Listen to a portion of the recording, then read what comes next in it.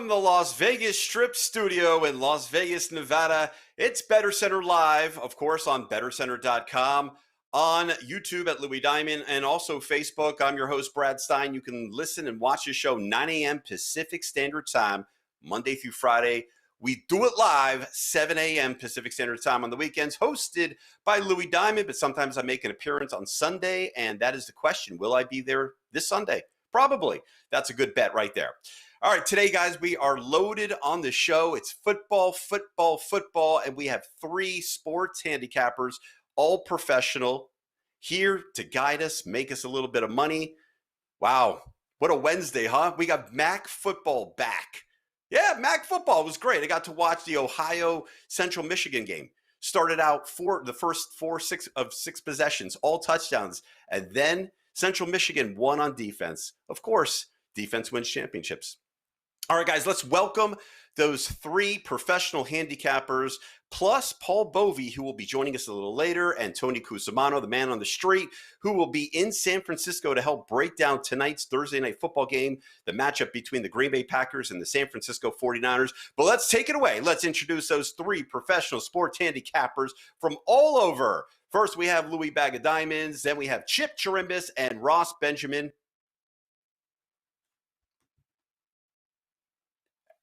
And Paul Bovi. Gentlemen. Good morning. Good morning. I had something in my ear. Yeah, it's me. I'm sorry. I choked on my coffee there. Oh, was that you? Paul Bovi, welcome to the Hollywood Square here. Yeah, it's great to be here. Thanks for having me, guys. I love your setup there. Great. I like having you here, Paul. Getting a lot of people. We're getting a lot of good feedback from you. They enjoy watching you. They believe you got some great content. So we're happy to have you here. I know that. Hey, but Brad, did you say defense wins championships in the MAC? Okay. No. Yeah, I said that, but I didn't really mean that. I think you got it ass backwards, pal. It was just really exciting to see this game. It was just touchdown after touchdown, and then all of a sudden, Central Michigan comes up with the last 6 possessions, stops Ohio from scoring at all, punts, missed field goals, and turnovers. But we have a winner, Central Michigan. I enjoyed it. Did anyone watch MAC football Wednesday? Because there wasn't anything else to do or watch. Wow. I know. I actually did not. I had better things to do. I did not. I had a little bit of action on it though, so I actually went 2-1, but just enough just to keep myself abreast of what is going on in the first week. Which is why we really didn't do a show yesterday. None of us were really feeling too much love out there, but I do know I'm always looking for a MAC game over. I will tell you that. Hey, Chip, come on. Don't be a party pooper. You love MAC football. It's fun. It's Wednesday night football. What'd you have? You had something better to do than watching MAC? Yeah, just about anything. Huh? Eating a Big Mac? I mean, it's not my style of football. No, I tell you the truth, a little bit too early in the season. It's like and too early in the week as well. So I'm going to just sit in the back and watch the MAC for a while. It is entertaining to start the season off on an onside kick and recover it and then have an offside penalty. Why would anyone be offside on that play when the kicker's the one who's going to be recovering the ball? So it's just an incredible start to a wonderful football conference. Good. Ross Benjamin, what did you learn from yesterday or Tuesday, Monday? Boy, that's a tough encore to follow, So anyway, yeah, I mean, the MAC, going back to what Paul said, and, 4 out of the 6 games go over the total, historically a high-scoring conference. It was refreshing to see some football on a Wednesday night, I guess. But, again, trying to find value in games which each team is playing in their season opener, with other teams halfway through or better in the season right now. There's much better value on the boards coming forward, in my opinion. All right, Paul Bovi, don't poo-poo on my parade. I enjoyed all those games. I had nothing better to do. I'll be honest, nothing. So tell me, what did you learn from the last couple days? Well, there were a lot of games there that played out they're not indicative of the final score. For example, Buffalo actually had 3 defensive touchdowns in the second half. So they're a grinded out team that somehow managed to score 49 points. I also noticed that Western Michigan doesn't have much of a defense. Akron, who hasn't won a football game the last 3 years, was actually moving the ball up and down the field in the first half. So I'm going to look for some points in these Western Michigan games going forward. There's a lot of things I picked up from last night just by observation. I tend to follow the eye test more than I do stats. So I'm going to be looking towards the MAC. I've had a lot of success in this conference, and I feel that's the way it's going to go this year. So I'm going to be looking at the MAC quite hard. That's the spirit, Paul Bovi, and we're not talking Big Macs. We're talking about MAC football. Lewis Diamond the first. What did you learn? The first. What did I learn? I really didn't honestly learn much in the MAC football. I'll be honest. I've been a little sidetracked. I got kind of a heavy political wager going right now. So, I got a big fat underdog rolling, and I can get into that, but I know we don't really want to go here with my little craziness. So I learned a lot about this election and the way it's going. I tell you that. That's what I learned over yesterday, but we'll save that for another day and another show. Another day and another show, but we'll start with Thursday Night Football. The Green Bay Packers at the San Francisco 49ers. One team is completely depleted. Another team is depleted at running back. This game opened up, or is currently at -7, opened up 50.5 over under. It is now at 48. Ross Benjamin, what are your thoughts for tonight's game? This is another game. If I put it on the Sunday night or Sunday card in the NFL and coupled it with the other 14 games or 13 games on Sunday, I would not be using it. Obviously, San Francisco, not only are they really banged up in terms of their injury report, but you look at the current COVID situation. Now Kendrick Bourne, another wide receiver, is out with the COVID.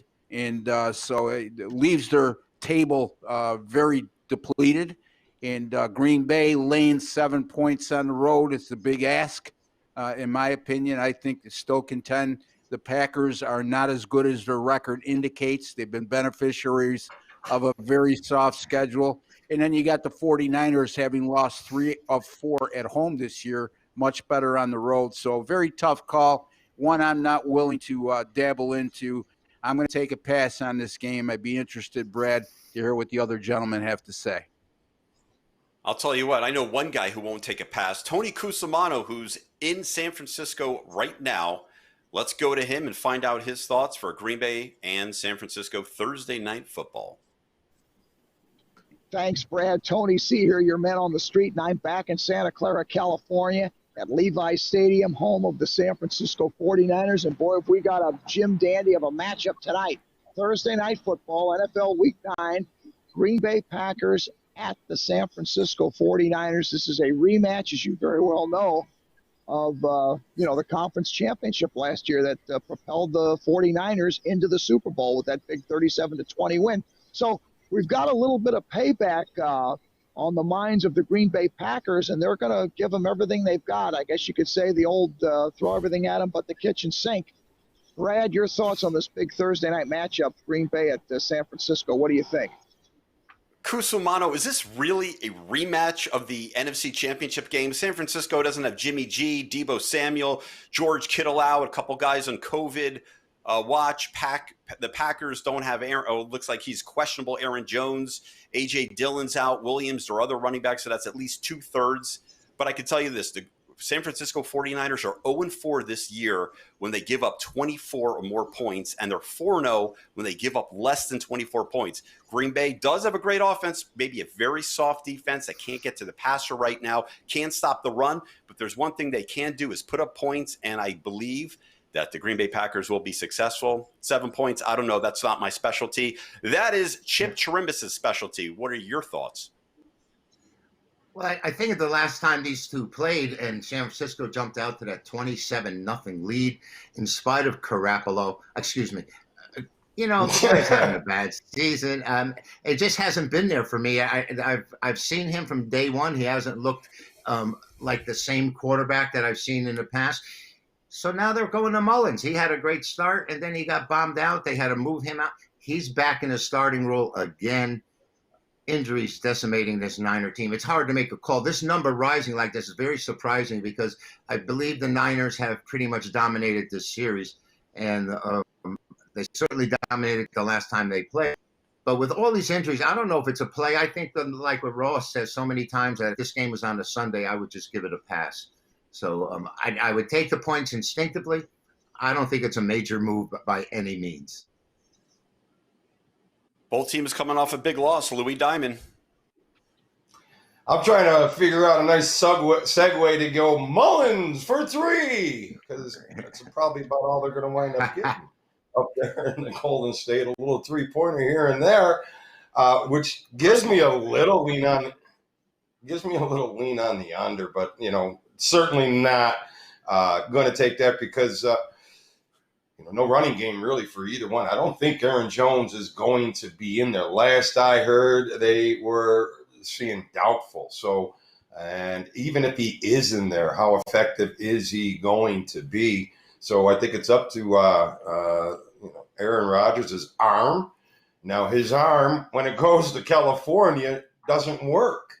I don't know what it is, but he does not win on the left coast. So that worries me a little bit. It's a tough game here tonight. Now it went from pick 'em all the way up to 7 because of the sicknesses and the injuries and all the problems within the 49ers. All I can tell you guys is here comes Louis Diamond with another bag of diamonds on a teaser. It's the only way to go. You got to believe Green Bay will win this game. Is the 7 going to be too much? I don't know. I would probably still bet Green Bay, but I'm not going to lay the 7. I am going to move them down. And that brings me back to the question. I know Ross and I talked about this afterwards on the show about the teasers. 81% of the time is a great number there, Ross. The 6.5 point favorite winning outright. 6.5 or less. 6.5 or less, yeah. Louis. Yeah. They cover the number 81% of the time anyways. Did we ever find out about how many times they win outright or lose outright? Did we ever get that one yet? I didn't look in because if they lose outright, you're not going to cover a teaser anyway.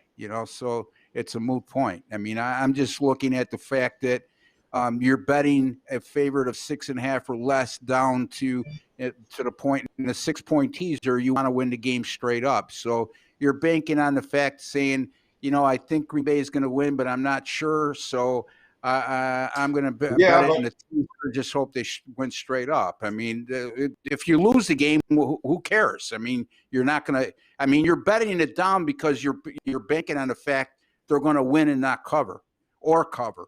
And again, the situations in which they win by 6 or less are very rare. I mean, 19% of the time. Hear me out now.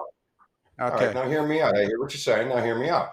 Yeah. You have a 6.5 point favorite that you bought down, or a 6 point, whatever.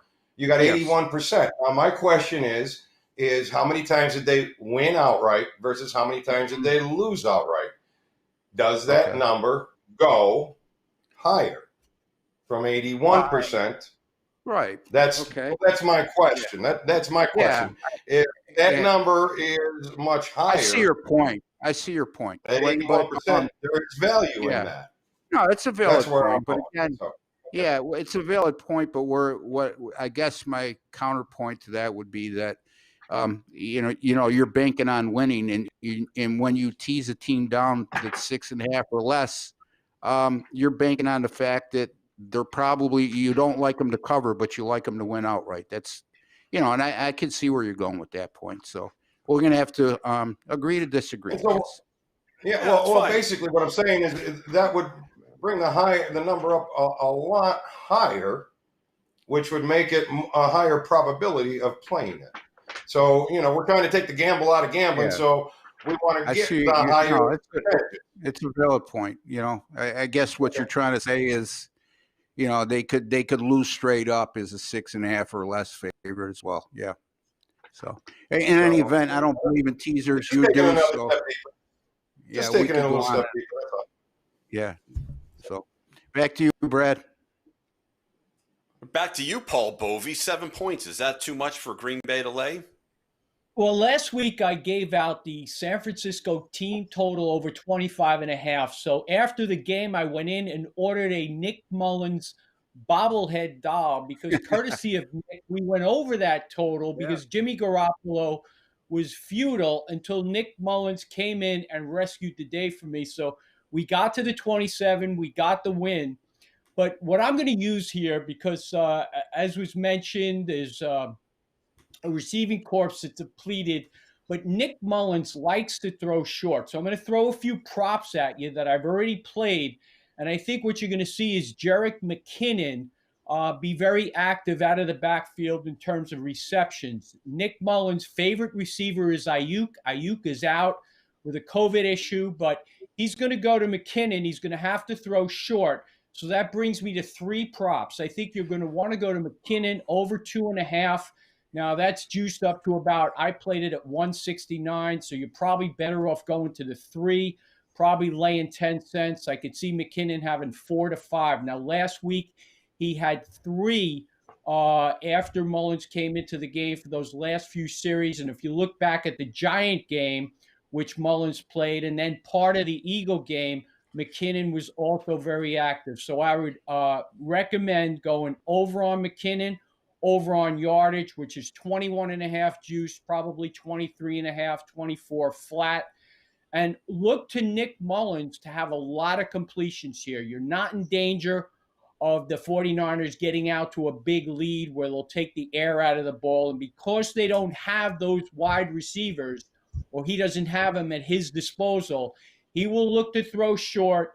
He generally gets the ball out very quickly, and I could see him having 24 to 27 completions here, and the number is 19.5 flat. So that's where I'm going to take you with the game. I'm not on the side. I'm not on the total, but the props is where the value's at, and I'm very good at these props. I had Cam Newton, which I gave out on the show last week, over 47.5 yards. It steamed against me.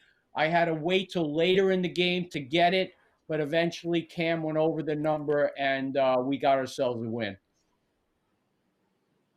All right, guys, before we go to game number 2, this show is filled with winners, and we're going to just take a minute to highlight our winners from last show. No, we're not going to go there. We're going to go right to game number 2. Here we go. Game number 2, big one. Wyoming at Colorado State. This game opened up Wyoming minus 5.5. It is currently minus 3.5. Over under opened up at 49.5 points. It is now 54. You're seeing this move. Chip Chirimbes, game number 2, all you. I like this game. I've had the winner of both sides between last week when Hawaii came into Wyoming. Wyoming crushed them, and Colorado State went to Fresno, and Fresno won. 2 different days, 2 different winners, and now they're playing each other. So I feel pretty comfortable with this matchup here. And I think Colorado State at home is primed to get a big win here. And it's as simple as that. I just think that even though they were pushed around their first time out, they've had time to adjust and make some moves. And Wyoming, of course, has been patting themselves on the back the entire time. And I think the Cowboys are going to get lassoed. All right, you like the Mountain West, but you don't like like the MAC. Got it. Okay. No, big difference. Big difference. Yeah, big difference. All right. One's in Ohio, the other. Big difference. Yes. Okay, Ross, Benjamin. Yeah, very tough call. Very tough call, Brad, for me. That extra hook on the road certainly comes to mind. I don't like laying that extra hook on a field goal game. So, again, if you're contemplating taking Wyoming here, I would pay the extra juice. I do agree with Chip. It looks like one of those zigzag theories where Wyoming coming off a loss in their opener, albeit the furious rally before they fell 37-34 to Nevada. And last week they just were out-physicaled Hawaii to the nth degree. I mean, it looked like men against boys last week, and a very physical Wyoming team. I'm not willing to lay the points on the road. If I had a small lean in this game, it's not a game I'm using I would probably agree with Chip in this particular instance. Back to you, Brad. All right. Wyoming. Isn't that Josh Allen's former school? It is. Alum? It is. Yeah, that's your boy. All right. Yeah, it is. Let's hear what the Louis Rams. Bag of Diamonds. Louis Bag of Diamonds. Let's hear what you have to say. I wholeheartedly agree with the zigzag theory here with these gentlemen today. I believe Colorado State is the play. And you see that it went from 5.5 now down to 3.5, but it's even 3 in some spots. So, but I think Colorado State, little money line action has a potential. Simple zigzag theory. But I also believe that the under has some value here today. There's a lot of trends that go that way for each team. 5 straight unders for Colorado State, 8 straight unders. Well, that's in November, but 11-1 in the conference game to the under. So some good solid under numbers from Colorado State. Wyoming's always bringing under numbers to the table. And but when these two teams get together in Colorado State, 5-2 the over, I have a tough time putting a lot of stock into that trend this year with no fans. I think that changes a lot. But Wyoming brings the same thing. 7-2 to the under following an ATS win. 12-4-1 to the under on the road, and 20-7 to the under their last 27 conference games. I can't see why the under won't have some value here today.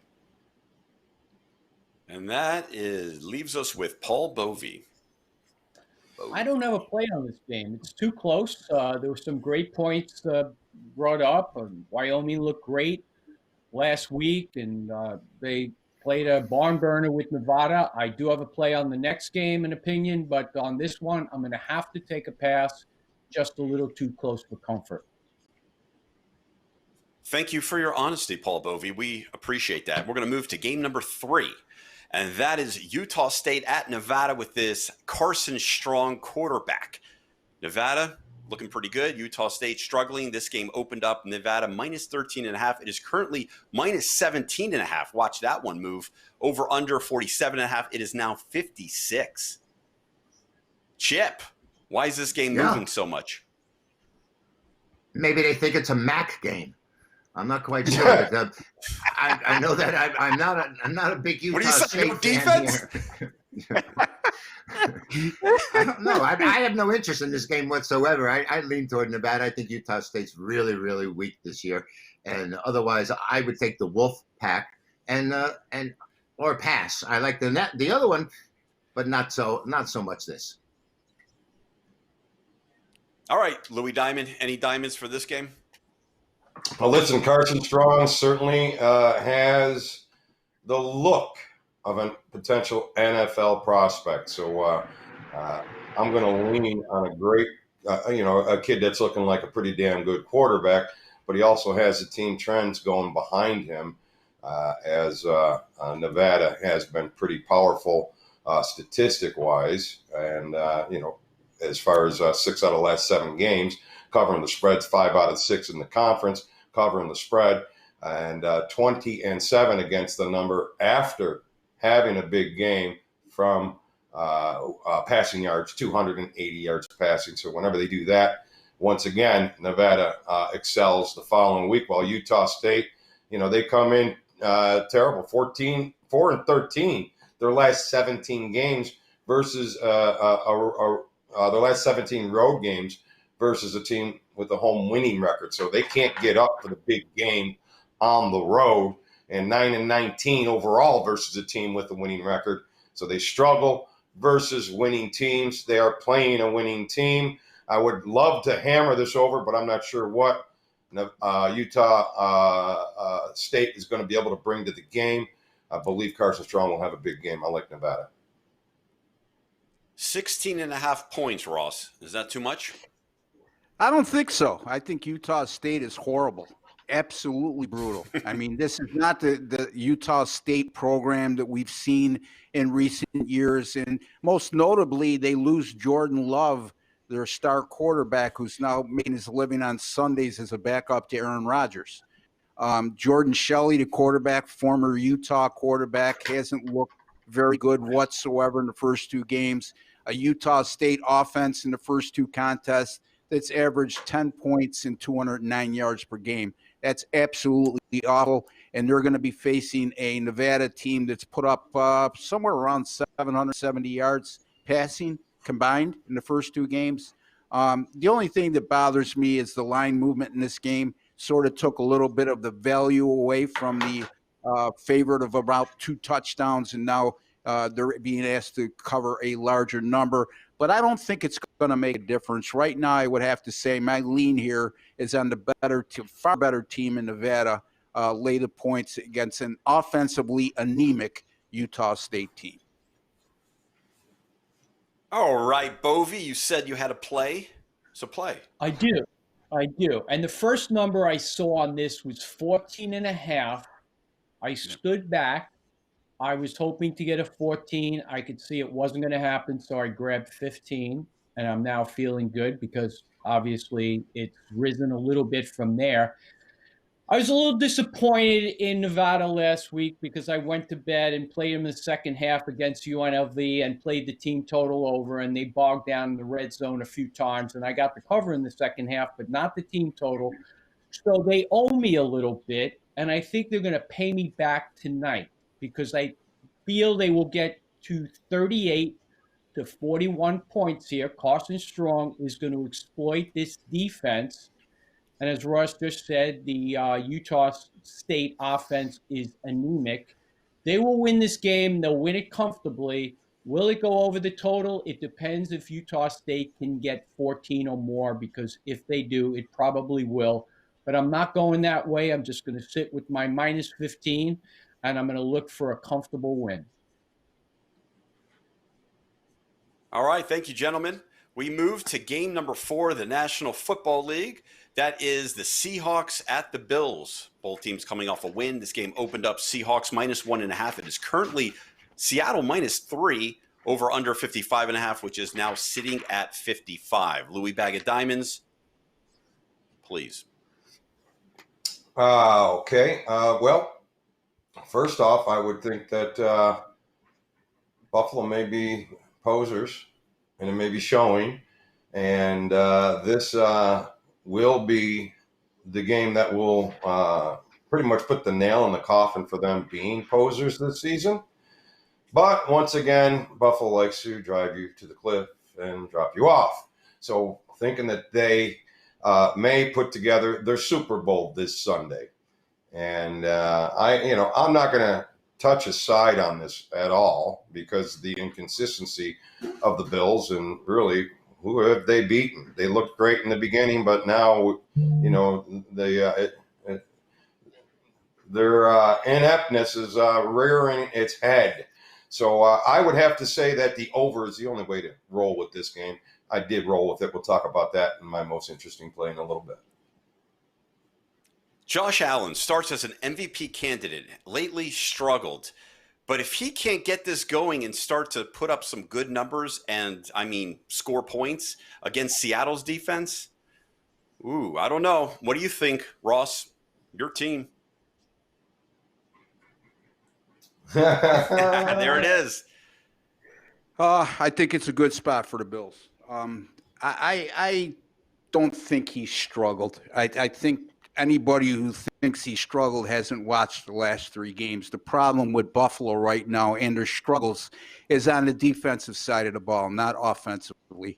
I know they only put up 18 against the Jets, 6 field goals, but you look at that game and they had 10 drives, 9 of which ended up in scoring position. They had 8 field goal attempts. They fumbled inside the 20 on another occasion, and then on the 10th possession, they knelt down.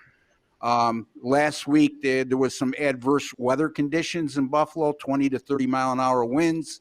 So that hampered both passing games. In the other game that probably was his worst of the year was at home against Kansas City, where the weather came into play. And not only did Josh Allen struggle, but Patrick Mahomes was far from his best in that game because of the adverse weather conditions.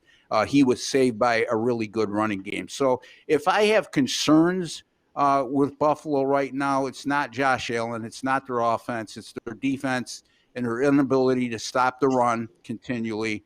And, again, I think this has the look of the last team who has the ball is going to win. So I agree with Louis to a point. We could see a game where both teams exceed 30 points. But these are the kind of games from following the Bills over the years, and I'm trying to stay objective here, that they seem to come up big against quality opposition. Remember, they beat the Rams at home. That's a team that's 5-3 right now. They also beat 2 4-3 teams in Miami and the Raiders. So it's not like they haven't beat anybody. But this is going to be a true measuring stick, as Louis alluded to. Are you going to be a pretender or a contender? And this is a game they have to show, at least take it down to the wire. I think they're going to win this game. I think it's going to be really close. I think it's going to be a high-scoring game. And I think Josh Allen, against this porous Seattle pass defense that gives up over 360 yards a game, is going to have a monster game here. It's just a matter of if the defense can get enough stops against Russell Wilson in a dynamic Seattle offense. But my small lean at this particular juncture right now is I'll take the 3 points with Buffalo, because they are +3 at a couple sports books over the Seattle Seahawks. All right. Thank you, Ross. We move to Chip. Yeah. We moved to Russell Wilson, but my goodness, every time. This guy's 5-2 on the year, and he's awful tough to beat. Everyone's talking about the defense and the lack of it for Seattle. 32 among 32 NFL teams, giving up 464 yards a game. Passing D's positively atrocious. But they do have the number 3 offense at 415 yards. But this just goes to show you how efficient Russell Wilson is. I mean, here's a quarterback now. They're favored by 3 on the road, and they're a monster on the road. 13-5 against the number the last 18. 7-3 is favorites on the road. And Buffalo has sort of not fallen off a cliff. I mean, they're 6-2. They're just 3-5 against the number. And I think this is time for them to rally around the lamppost and get their act together. I think Buffalo's in a good spot at home here, although they're only 3-8 as dogs in the last 11, 0-4 in their last 4 overall against the points. Buffalo's a tough call, because I know I'm going to be kicking myself in the teeth when in overtime, most likely Russell Wilson will drive his team down for a touchdown and win the game, because that's what he does to me. But I would take the Buffalo Bills here. Russie W. does that to lots of teams. That's what he does. Paul Bovi, your thoughts? Mims, Berrios, Myers, Bird, and Zuber.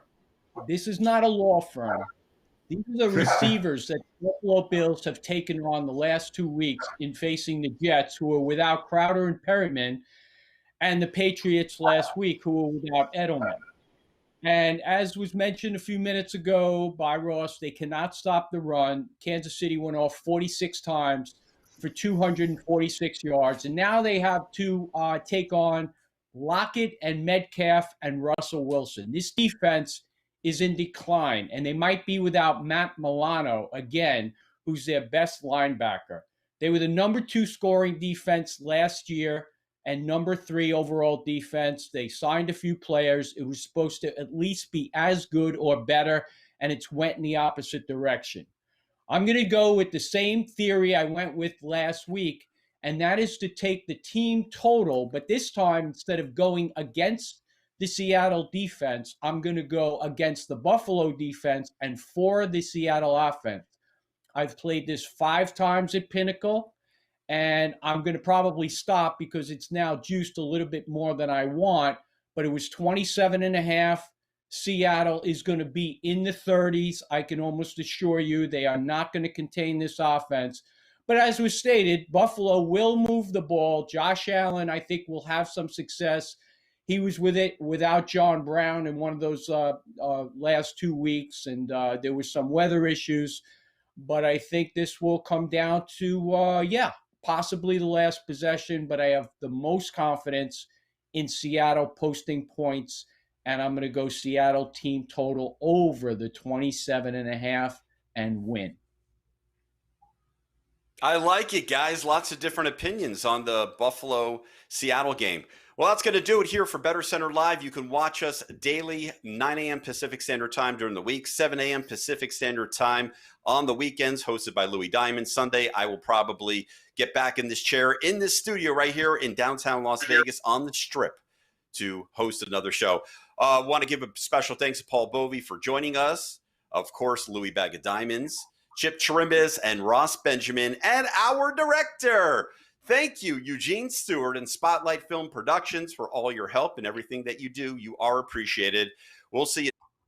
That is tomorrow, Friday, 9 a.m. Pacific Standard Time, right here, Better Center Live. I'm Brad. Have a great day. Thursday Night Football.